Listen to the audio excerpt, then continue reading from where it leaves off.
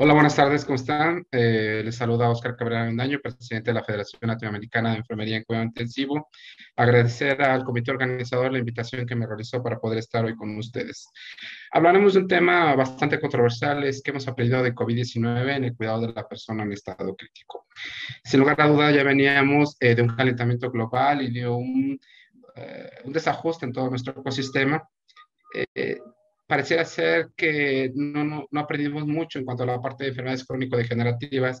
Ya conocíamos las determinantes sociales en salud, veíamos que los estilos de vida, que las condiciones de trabajo, la parte laboral y el copiar modos en los estilos de vida de otros países estaban generando grandes estragos. Sin embargo, no veíamos que esto fuera algo potencial que pudiera generar daños sustanciales en la salud. Sin embargo, hoy en día nos dimos cuenta que precisamente el no tomar en cuenta estos factores nos genera un gran impacto, porque las personas que tienen enfermedades crónico-degenerativas no tratadas, pues obviamente el pronóstico de sobrevida es mucho menor que el de los demás. Sin lugar a dudas nos dejó también importante como enseñanza que nada es improbable. Esto lo veíamos como algo efímero, como parte de las películas, y hoy en día ahora somos los protagonistas. Esto nos ha impactado de una manera significativa. Nos dejó tres escenarios y uno es paralizarnos por el miedo y no hacer nada, aprovechar la pandemia y no hacer nada, también eso es importante. De repente encontramos gente que en el área de la salud de repente ya eran diabéticos, ya eran hipertensos y buscaban el permiso para irse a casa, ¿no? Y finalmente la mayor parte de los profesionales enfrentar la pandemia y adaptarnos dentro de un medio bastante complejo. Sin lugar a duda, la parte estadística no nos ha permitido generar buenos escenarios hacia un futuro en donde entramos y salimos prácticamente de las olas, que es la parte más importante. Ahorita a nivel mundial se está una nueva ola generando, sobre todo con esta variante Delta, que es de bastante preocupación. ¿Qué nos hemos aprendido? Bueno, después de no saber absolutamente nada de COVID-19, hoy en día hemos aprendido parte de todo esto. Si nos pusiéramos a ver este cuadro, me gustó mucho hacérselos, en donde si nos dedicamos a cada uno de los cuadritos, hablaremos de un sinfín de intervenciones y de actividades de enfermería. Pero esto es parte de los conocimientos que hoy en día hemos aprendido al manejo de biomarcadores, de inflamación, de infección, para qué sirven en la parte respiratoria, oxigenoterapia, ventilación mecánica no invasiva, invasiva, el manejo del paciente prono. Entonces, si fuéramos cada una de las actividades, les comentaba, es un sinfín. Por ejemplo, no nos atender a un paciente leve, moderado, severo, en un triage, en una hospitalaria, en una terapia. No podemos olvidar la parte de la paquetería de las bundles, que son importantes en la prevención de infecciones. Eh, Hoy en día también nos enfrentamos a diferentes escenarios como son los síndromes post-COVID, inclusive el launch COVID, que lo vamos a ver en un rato, las alternativas de tratamiento, que bueno, desafortunadamente seguimos buscando nuevas formas de tratar esta enfermedad porque hasta la fecha no se ha encontrado un tratamiento específico. Nos enfrentamos a cepas y mutaciones, a reconversiones hospitalarias, a recursos, escasez de recursos humanos y sobre todo a que la prioridad de todo esto es el personal y la seguridad del personal. El personal de salud es la prioridad a nivel mundial. Las variantes hoy en día nos encontramos ante la más compleja, que es Delta precisamente, que genera grandes estragos. Hemos visto cómo también es menos sensible a las pruebas rápidas. Muchas ocasiones tenemos pacientes con cuadros muy marcados, pero sin embargo las pruebas rápidas nos dan negativo. Entonces es importante porque nos está preocupando, va más sobre los jóvenes. En algunos lugares ya se reporta un aumento considerable de casos, sobre todo también en niños. Entonces, eh, es preocupante cómo está mutando precisamente esto. Nos ha enseñado también al manejo de PP, los nuevos paradigmas. Hay unidades hospitalarias en diferentes partes de Latinoamérica en donde inclusive la gente se pone los guantes ya hasta que hace el contacto con el paciente. Una vez que tiene contacto con el paciente se lo retira y se hace apego de higiene de manos. Aquí el gol estándar es la protección respiratoria. Y bueno, estos protocolos han dado buenos resultados. Sin lugar a dudas, recordemos que por algo se manejan los estándares del apego estricto a higiene de manos, la protección respiratoria. Aprendimos también durante este año a evitar que se nos empañen los diferentes gogles, caretas, a utilizar diferentes dispositivos, sobre todo la parte más importante a cómo cuidarlas, cómo desinfectarlas, cómo sanitizarlas, que es una parte fundamental también. Aprendimos también el manejo de todo este tipo de dispositivos, como son las famosas caretas. Si bien ninguna está hecha exclusivamente para este tipo de protección respiratoria, todas fueron adaptaciones que se fueron dando y que tienen características específicas, los tipos de filtros, las duraciones, cómo sanitizarlas, cómo resguardarlas, etcétera. Aprendimos los diferentes tipos de respiradores que en algún momento los KN95 no nos generaban una gran seguridad, sin embargo no hubo más que entrar con ese tipo de material, ¿no?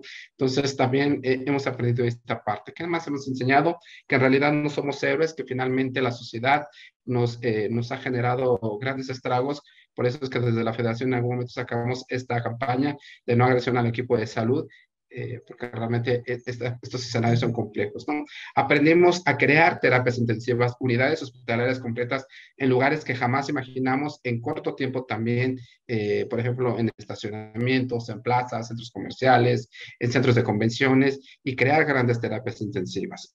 Aprendimos a clasificar a los pacientes y que esto nos ayuda mucho en el índice enfermera-paciente a redistribuir, sobre todo cuando tenemos gente que no tiene todas las habilidades del paciente crítico y que podemos a lo mejor ubicarlos en este número de pacientes y que pueden atender más número de pacientes, pacientes leves, moderados, severos en algunas otras unidades o lugares de Latinoamérica. Lo que hacen es colocar a los pacientes que no dependen de oxígeno, en otros los que tienen oxígeno a través de puntas nasales, en otros los que tienen mascarillas reservorio, en otra área los que tienen cánula nasal de alto flujo, y finalmente los pacientes que están con asistencia mecánica ventilatoria.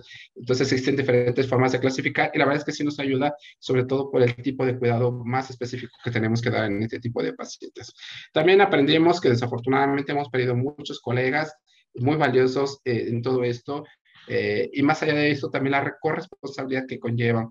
Desafortunadamente hay muchas investigaciones que sustentan que precisamente los profesionales de salud somos los que menos tenemos adherencia a los tratamientos o apego a los tratamientos. Entonces tenemos que empezar a crear una gran conciencia del autocuidado como profesionales de salud. Entonces realmente gestionar desde nosotros el buscar hacer alguna actividad física, el buscar apoyo psicológico, el apegarnos a tratamientos, etcétera, ¿no? También nos enseñó a la parte del cuidado perdido. Desafortunadamente, por el miedo, de repente dejamos de hacer actividades porque no podíamos ver al entrar a un área COVID. Entonces, todo esto generaron elementos importantes para generarse el cuidado perdido, que hoy en día tenemos que retomarlo de una manera significativa, porque cada ola tenemos que saber que aprendimos más y que tenemos mayor habilidad en el manejo de este tipo de pacientes. Aprendimos también que, sin lugar a duda, la enfermería genera nuevos escenarios. Por ejemplo, primero era no utilizar nada de telefonías ni de cuestiones de dispositivos, lo menos que pudiéramos meter. Después surgieron esas estrategias como manejo de la comunicación y nos ayudó mucho porque generó la disminución del estrés entre la población y el personal de salud, porque pues, obviamente no veían a los familiares y es impactante. También nos ayudó en la parte de la comunicación a entender y saber que sí podemos ser el mejor amigo de una enfermera es otra enfermera o de un enfermero es otro enfermero. ¿Por qué? Porque vimos muchos escenarios como estos donde el personal oraba independientemente de la religión que tenía. ¿Por qué? Porque finalmente también buscábamos salvaguardar nuestra vida y una manera de poder generar y apoyar nuestra espiritualidad y también disminuir un poco el estrés, ¿no? Aprendimos nuevos escenarios, por ejemplo, este artículo nos habla, es un artículo australiano, en donde depende el efecto que genera la disminución del personal de salud. Bueno, pues obviamente entre menos enfermeras tengamos y tengamos atendiendo a más pacientes, probablemente el índice de mortalidad va a aumentar de manera significativa. Aprendimos diferentes estrategias en donde hubo países en donde, por ejemplo, Honduras, en un área de urgencias, un enfermero veía hasta 16 pacientes, ¿no? Eso fue algo que nos sorprendió dentro de toda esta investigación que hemos hecho. Y lo ideal es que una enfermera en cuidados intensivos vea uno o dos pacientes, ¿no? Sin embargo, también se crearon estrategias como una enfermera asistencial, una enfermera administrativa, en donde se entraba la mitad de turno, la otra mitad sí, la otra mitad no. También en donde una persona entraba, daba la atención al paciente, la otra realizaba las hojas de enfermería y lo administrativo y después se invertían los roles, tratando de buscar que el tiempo de impacto dentro de las áreas COVID fuera menos para que no generara tantos problemas dentro de la salud o que pudiera generar un factor de riesgo para contagio, ¿no?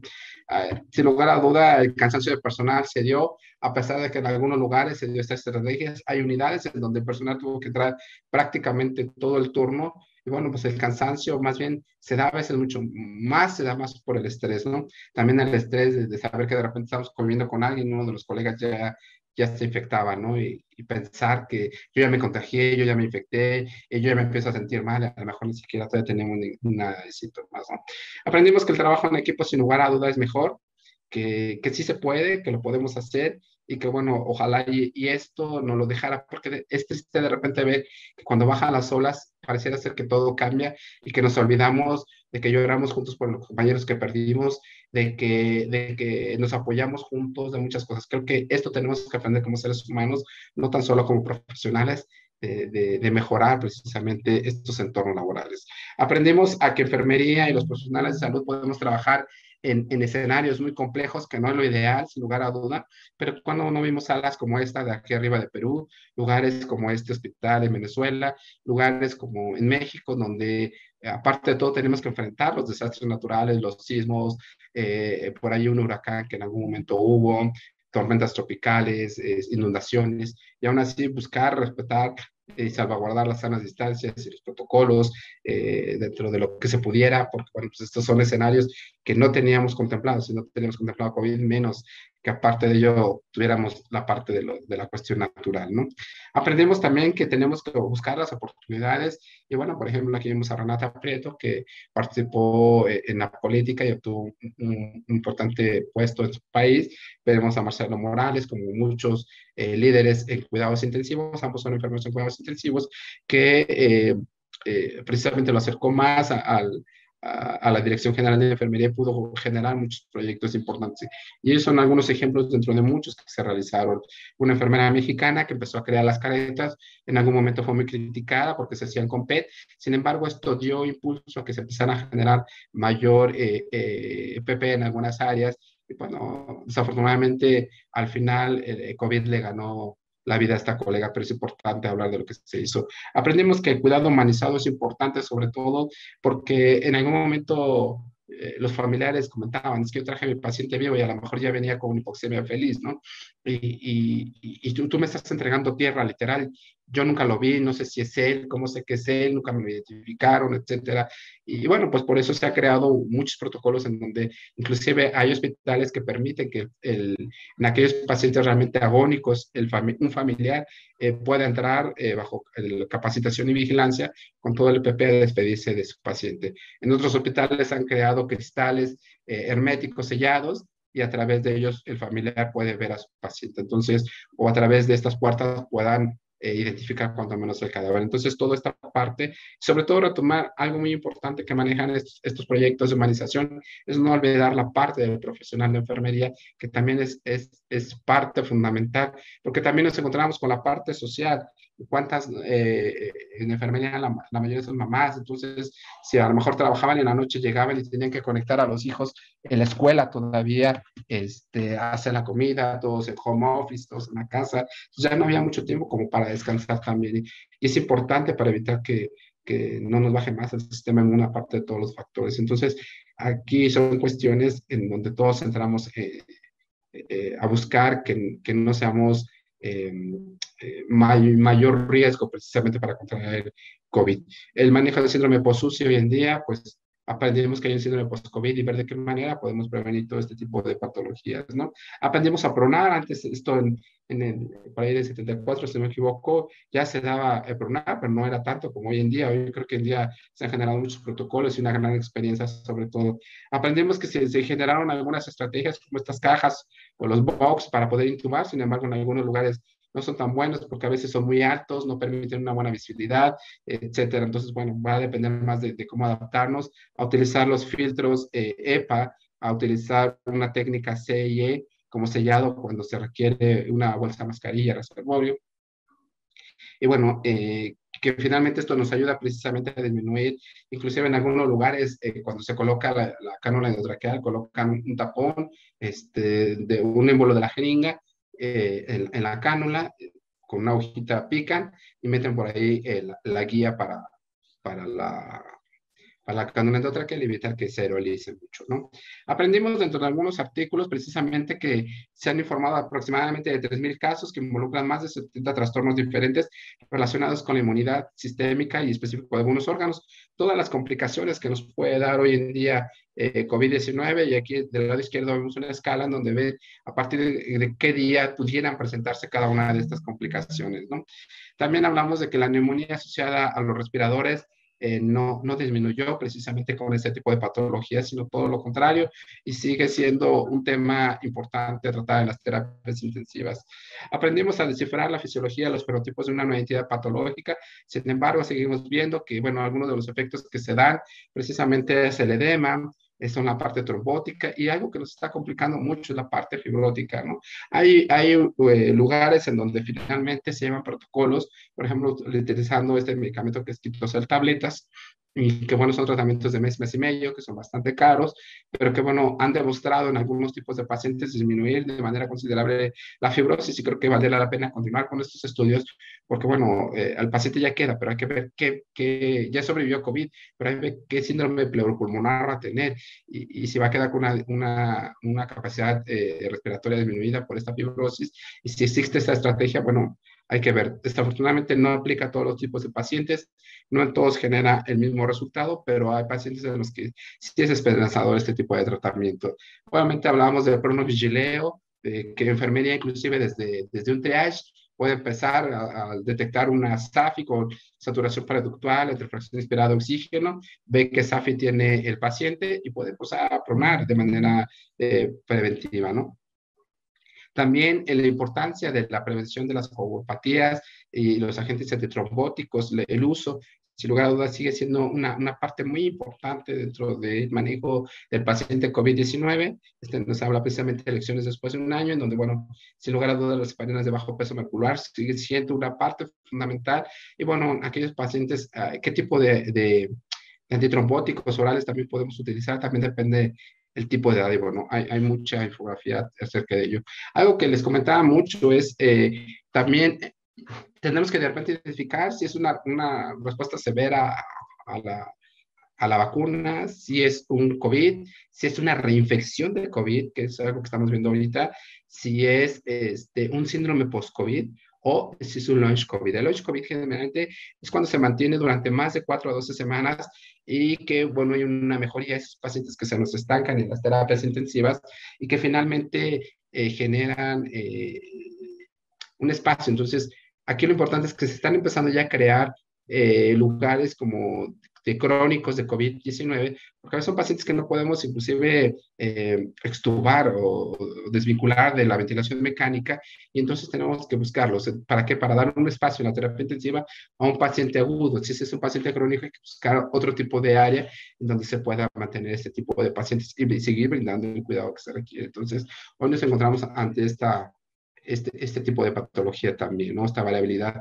Las vacunas, bueno, sin lugar a dudas sigue generando mucha controversia, el tipo de las vacunas, si se pueden combinar, si no se pueden combinar, de repente resistencia a los jóvenes por vacunarse. Es complejo de repente generar tanta vacuna y poder vacunar a todo el mundo. Realmente es que se trata de hacer de manera paulatina y no justificar a los gobiernos. A veces es que en verdad, por más que queramos, somos muchas personas como para esto, ¿no? Desafortunadamente estamos detectando actualmente que Delta pues está generando inclusive ganándole la batalla por arriba de las vacunas, ¿no? Obviamente, sobre todo cuando está más asociados a los factores de riesgo, ¿no? Estamos buscando precisamente que se dé un cuidado crítico de calidad, buscar que precisamente brindemos una atención digna en este tipo de pacientes. Además, algo muy importante es, como yo les comentaba en un inicio con el cuadro, pues hemos aprendido un sinfín de cosas. Hoy en día seguimos aprendiendo los nuevos escenarios que nos da COVID-19, porque está afectando, por ejemplo, Delta precisamente tanto a los jóvenes. ¿Por qué? Porque la primera y la segunda olas, muchos jóvenes se contagiaron y desafortunadamente, afortunadamente para ellos eran asintomáticos. Desafortunadamente esto no los limitó. Y entonces ahorita nos estamos enfrentando que muchos jóvenes no se están infectando por primera vez, se están reinfectando de COVID por segunda o tercera ocasión. Y esto es obviamente lo que está generando que el sistema sea más susceptible, que esté más frágil y que obviamente les afecte más. Si a eso aunamos que finalmente esta cepa es más agresiva, pues obviamente por eso está generando tantos estragos. Entonces, creo que la parte más importante dentro de otras cuestiones, hablamos, por ejemplo, la parte ventilatoria, del uso de la cánula nasal de alto flujo, de los cascos Kevlar como una alternativa precisamente para evitar que nuestros pacientes lleguen a una intubación, ¿no? Medir el índice de ROX para ver realmente la predicción. Entonces yo creo que hemos aprendido muchas circunstancias, sigue habiendo mucha información en torno a cada una de las diferentes entidades en cuanto a COVID. Y creo que tenemos mucho todavía que aprender. Lo más preocupante es que no hemos podido bajar esta curva, que el personal sanitario se está cansando y sobre todo algo muy importante, tenemos que empezar a buscar, y yo les pido desde la federación, busquemos atención psicológica como profesionales de salud, una parte tanatológica, otra parte psicológica y otra parte espiritual, independientemente de la religión que tengan, porque la siguiente pandemia, después de que terminemos con todo esto, va a ser la parte psicológica para los profesionales de salud. ¿Por qué? Porque hemos estado bajo mucho estrés, hemos estado, al entrar sabemos que cualquiera nos podemos contagiar, no sabemos si nos vamos a morir o no al contagiarnos, porque no sabemos cómo va a responder nuestro cuerpo, ¿no? Entonces, es mucho estrés, cuánta gente se ha contagiado la familia, que estamos con el compañero, que ya murió. Vemos en los hospitales un alto índice de muerte en algún momento y que eran cuestiones a las que no estábamos acostumbradas. Entonces, realmente les aconsejamos que empiecen, no esperen a que tengan más síntomas, esperemos y empecemos profilácticamente de ya a buscar esa atención psicológica en los escenarios que les acabo de comentar para evitar precisamente mayores complicaciones. Aquí les dejo las redes sociales, los invitamos a, a nuestros webinars que hacemos a través de los Facebook Live. Y bueno, recuerda, aún no termina la pandemia, el coronavirus en el 2021, no bajes la guardia. Muchas gracias por su atención.